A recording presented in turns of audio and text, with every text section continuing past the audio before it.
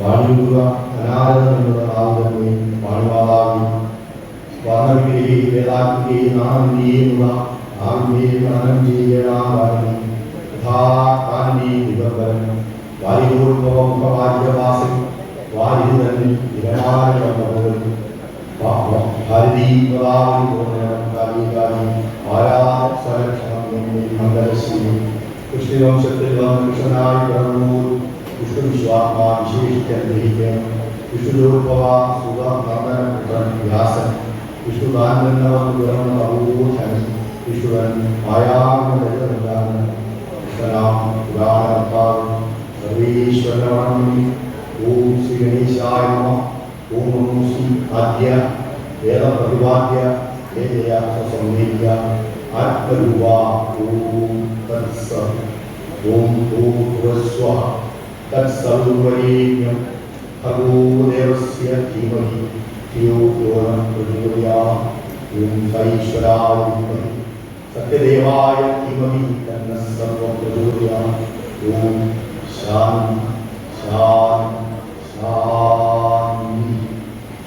ഓം ഗുരുബ്രഹ്മ ഗുരുവിഷ്ണു ഗുരുദേവോ മഹേശ്വര ഗുരു സാക്ഷാത് പരം ബ്രഹ്മ തസ്മൈ ശ്രീ ഗുരവേ സർവേശ്വര ഓം നമഃ. ഓം സഹനൗ ഭുനക്തു സഹ വീര്യം കരവാവഹി തേജസ്വിനാധീനമസ്തു മാ വിദുഷാവഹി. ഓം ശാന്തി ശാന്തി ശാന്തി. ഓം ഭൂർഭുവസ്വഃ തത്സർവ്വവരേണ്യം ഭർഗോ ദേവസ്യ ധീമഹി ധിയോ യോ നഃ പ്രചോദയാത്. ഓം ശാന്തി ശാന്തി ശാന്തി. ഓം ഓം ഓം ഓം ഓം ഓം ഓം ഓം ഓം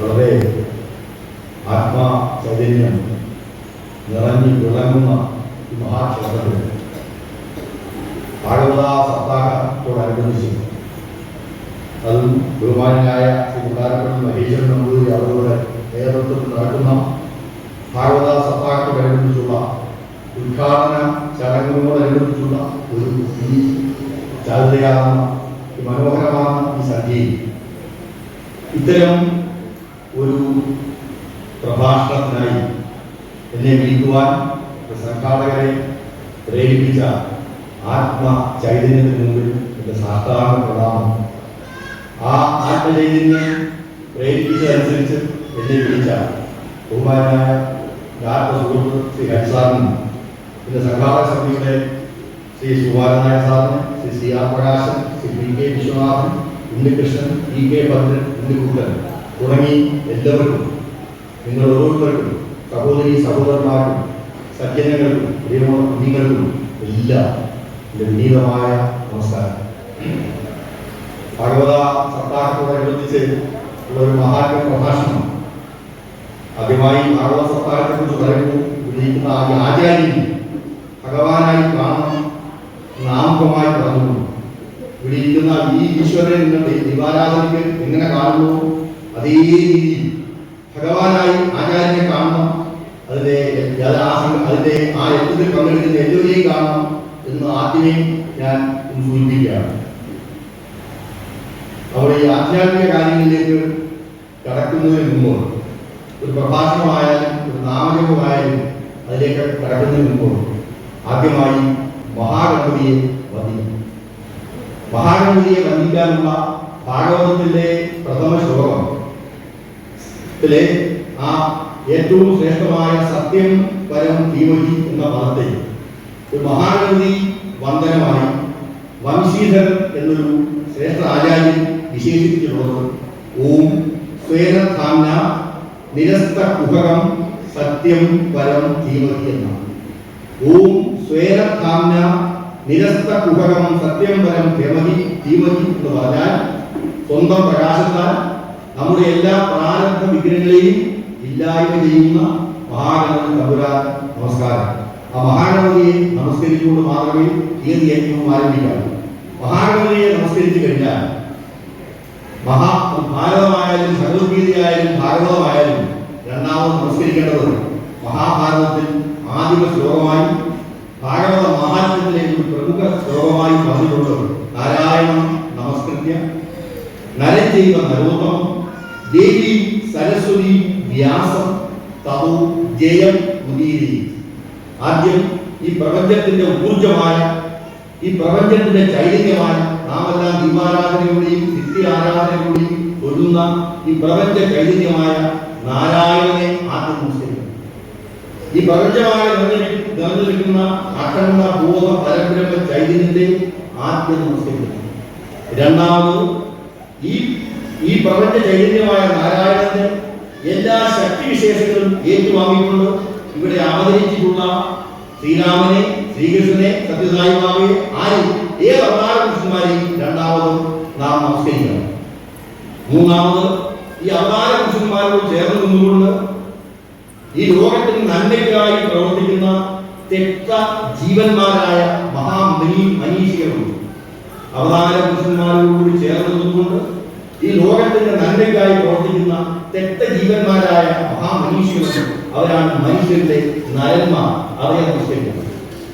ഈ നമസ്കാരത്തിനുള്ള എല്ലാ സ്രോതസ്സും അവർക്ക് നൽകുന്നത് പരാശക്തിയാണ്, മൂകാംബികയാണ്, പരാശക്തിയാണ്. ആ സാരസ്വതത്തെ സരസ്വതി ദേവിയെ വന്ദിക്കണം. ഈ സരസ്വതി ദേവിക്കും ഇതെല്ലാം, ഈ ശക്തികളെല്ലാം പ്രദാനം ചെയ്യുന്ന സാക്ഷാൽ വ്യാസഭഗവാനെ നമസ്കരിക്കണം. നാരായണം നമസ്കൃത്യ നരം ചെയ്വ നരോത്തമം ദേവി സരസ്വതി വ്യാസം തപോ ജയം ഉദീരി. മഹാഗണപതിയെ വന്ദിച്ച ശേഷം ഓം സ്വേനധാംനാ നിരസ്ത കുഹകം സത്യം പരം ധീമഹി. മഹാഗണപതിയെ വന്ദിച്ച ശേഷം നാരായണ, ഈ പ്രപഞ്ച ഊർജ്ജമായ നാരായണനെ വന്ദിച്ച ശേഷം നാരായണന്റെ എല്ലാ അംശങ്ങളും അതുപോലെ ഏറ്റുവാങ്ങിക്കൊണ്ട് ഇവിടെ അവതരിച്ച അവതാര പുരുഷന്മാരായ ശ്രീരാമനെയും ശ്രീകൃഷ്ണനെയും വന്ദിച്ച ശേഷം അവർക്ക് ഈ പ്രഭാവങ്ങളെല്ലാം പ്രദാനം ചെയ്യുന്ന സരസ്വതി ദേവിയെയും വന്ദിച്ച ശേഷം ആ സരസ്വതി ദേവിക്ക് കടാക്ഷങ്ങളെല്ലാം നൽകുന്ന വ്യാസഭഗവാനെയും വന്ദിച്ചുകൊണ്ട് വേണം ഏതൊരു ആത്മീയ ചടങ്ങിലേക്ക് നാം കടക്കുവാൻ. ഇതൊരു വൈജ്ഞാനിക സിദ്ധാന്തമാണ്, വൈജ്ഞാനിക മതമാണ്. ഭാഗവത സപ്താഹ വേദിയാണ്. ഭാഗവത സപ്താഹ വേദിയാകുമ്പോൾ തീർച്ചയായും ശ്രീകൃഷ്ണൻ ആരാണെന്ന് അറിയുക.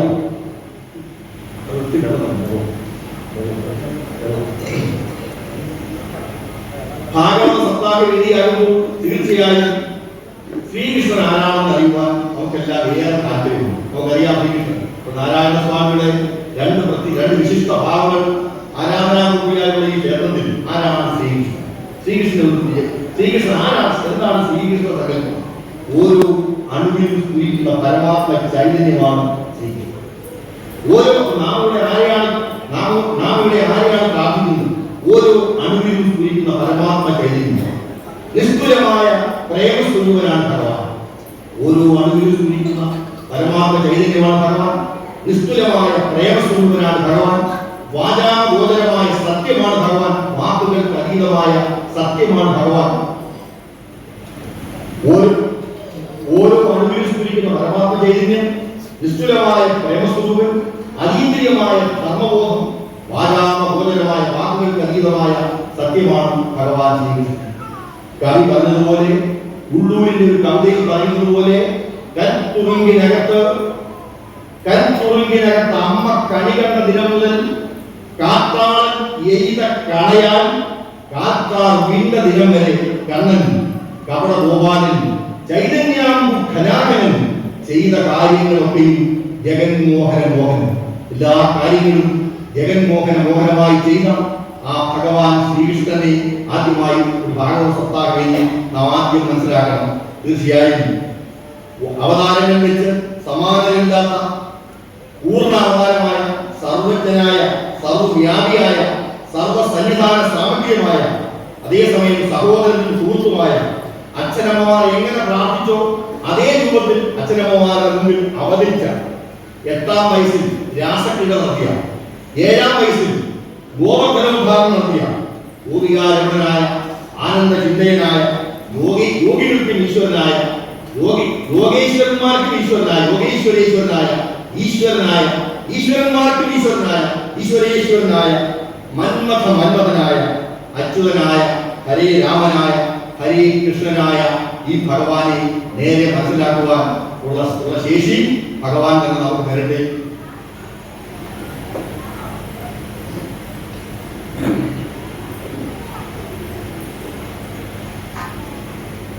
ഭഗവാൻ ശ്രീകൃഷ്ണനെ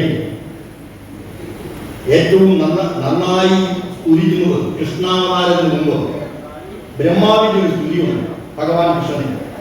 സത്യവ്രതം സത്യപരം സത്യവ്രതം സത്യപരം സത്യം സത്യസ്യ യോനി വിഹിതം ച സത്യേ സത്യസ്യ സത്യം ഋതസത്യനേത്രം സത്യാത്മകം ത്വാം ശരണം പ്രകടനം. സത്യത്തിന്റെയും സത്യമായ ഒരു കാലത്ത് ഒരു മാറ്റവുമില്ലാത്ത ആത്മചൈതന്യമാണ് നമ്മളും നിങ്ങളും എല്ലാവരും ആരാധിക്കുന്ന സാക്ഷാത് ഭഗവാൻ ശ്രീകൃഷ്ണൻ. നമ്മുടെ വ്യാസഭഗവാന്റെ ഒരു സ്തുതിയുണ്ട്. ആരാണ് കൃഷ്ണൻ? വ്യാസഭഗവാൻ ഭാഗവതത്തിലൂടെ നമ്മെ ബോധ്യപ്പെടുത്തുന്നു. വസുദേവസുതം ദൈവം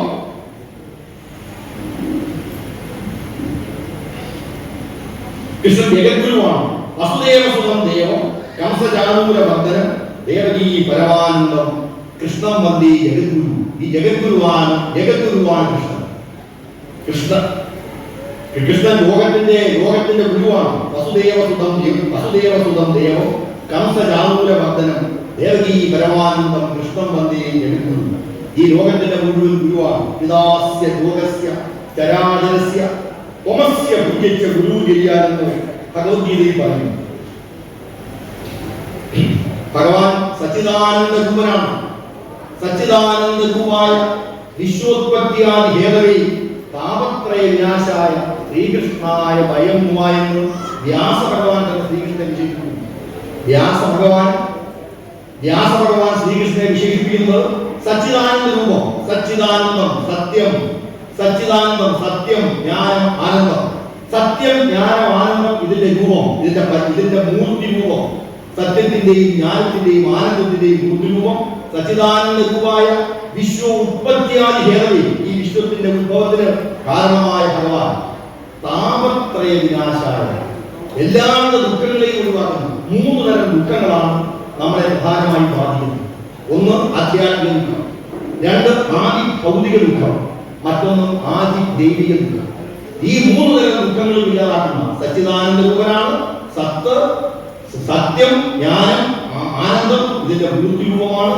സച്ചിദാനന്ദ രൂപായ വിശ്വ ഉത്പത്തിയാദി ഹേതവേ വിശ്വത്തിന്റെ ഉത്ഭവത്തിന് കാരണമായ ഭഗവാനാണ്. താപത്രയ വിനാശം, താപത്രയം ആധ്യാത്മിക ദുഃഖം, ശരീരത്തെ ബാധിക്കുന്ന ആത്മാവിനെ ബാധിക്കുന്ന ദുഃഖത്തെയാണ് ആധ്യാത്മിക ദുഃഖം എന്ന് പറയുന്നത്. നമ്മുടെ ശരീരത്തെ ബാധിക്കുന്ന, നമ്മുടെ ആത്മാവിനെ ബാധിക്കുന്ന എല്ലാ ദുഃഖങ്ങളെയും ആധ്യാത്മിക ദുഃഖം എന്ന് പറയാമെങ്കിൽ 2 പഞ്ചഭൂതങ്ങളെ കൊണ്ട് ശരീരത്തിലുണ്ടാകുന്ന ദുഃഖമാണ് ആദി ഭൗതിക ദുഃഖം.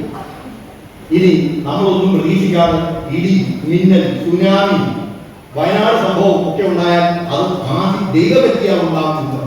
ഈ 3 തരം ദുഃഖങ്ങളും ഇല്ലാതാക്കണം. അപ്പൊ ഭഗവാൻ ആരാണ്? വ്യാസഭഗവാൻ പറഞ്ഞതിനേക്കാൾ വലിയ സ്തുതിയില്ല. സച്ചിദാനന്ദ ഭാഗവതം തുറന്ന ഈ സ്തുതിയില്ല.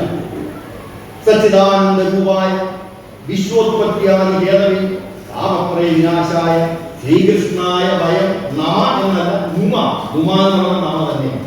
അപ്പൊ സച്ചിദാനന്ദ രൂപനാണ്. സത്യം ജ്ഞാനം ആനന്ദ സ്വരൂപനാണ്.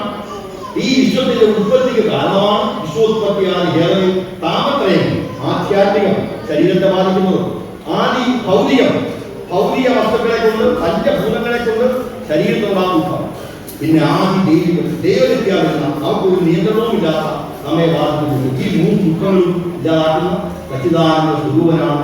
ഈ പ്രപഞ്ചത്തിന്റെ സൃഷ്ടിക്ക് കാരണമായ ഈശ്വര ചൈതന്യമാണ് സാക്ഷാത് കൃഷ്ണൻ ജഗദ്ഗുരുവാണ്. വസുദേവസുതം ദേവം കംസചാണൂരവർദ്ധനം ദേവകീ ലോകത്തിന്റെ ഗുരുവാണ്. അസുരന്മാരെ മർദ്ദിച്ചൊതുക്കാനായി അവതരിച്ച ആളാണ്. അമ്മയ്ക്ക് പരമാനന്ദം നൽകിയ ആളാണ്. ആ കൃഷ്ണൻ ജഗദ്ഗുരുവാണ്. നമുക്ക് വന്ദിക്കാം. കൃഷ്ണൻ ലോകത്തിന്റെ ഗുരുവാണ്. പിതാസ്യ ലോകസ്യ ജനാചരസ്യ തോമസ്യ പൂജസ്യ ഗുരു ഗിരിയാണ്. അതാണ് കൃഷ്ണൻ. അമ്പാടിയിൽ സ്വന്തം അമ്മ മണ്ണ് തിന്നു എന്ന് പറഞ്ഞപ്പോ കാണിച്ചു കൊടുത്തു. കുരുക്ഷേത്ര യുദ്ധകളത്തിൽ അർജുനനും കാണിച്ചു കൊടുത്തു ഭഗവാന്റെ യഥാർത്ഥ രൂപം. അതാണ് കൃഷ്ണൻ. കൃഷ്ണൻ എന്ന പേര് കേൾക്കുമ്പോൾ തന്നെ നമുക്കൊരു വൈകാരികമായ ഒരു ബന്ധമാണ്. നമ്മളെ ഒരു വൈകാരികമായ സാക്ഷരതയിലേക്ക്, ഒരു ഇമോഷണൽ ലിറ്ററസിയിലേക്ക് എത്തിക്കുന്ന ഒരു പദമാണ് കൃഷ്ണൻ. കൃഷ്ണാവതാരം, കൃഷ്ണാവതാരമല്ല ഏതൊരു അവതാരത്തെ കുറിച്ച് പറഞ്ഞാലും ഭഗവത്ഗീതയിലെ 4-ാം അധ്യായം 8-ാം ശ്ലോകവും 7-ാം ശ്ലോകവും, 4-ാം അധ്യായത്തിലെ 7-ാം ശ്ലോകം ആദ്യം പറയും പരിത്രാണായ സാധൂന വിനാശായ ദുഷ്കൃത ധർമ്മ സംസ്ഥാപനാഥായ സംഭവാമി യുഗേ യുഗേ. യുഗം തോറും ഞാൻ അവതരിക്കും. കൃഷ്ണൻ തന്നെ പറയുകയാണ് ഭഗവത്ഗീതയിൽ, പരിത്രാണായ സാധൂനാം, സാധൂനാം സജ്ജനങ്ങളെ സംരക്ഷിക്കാൻ, സജ്ജനങ്ങളെ സംരക്ഷിക്കാനായി, പരിത്രാണായ സാധൂനാം വിനാശായ ദുഷ്കൃത ദുഷ്കൃതങ്ങൾ ചെയ്യുന്നവരെ ഒടുക്കാനായി, ധർമ്മം പുനഃസ്ഥാപിക്കാനായി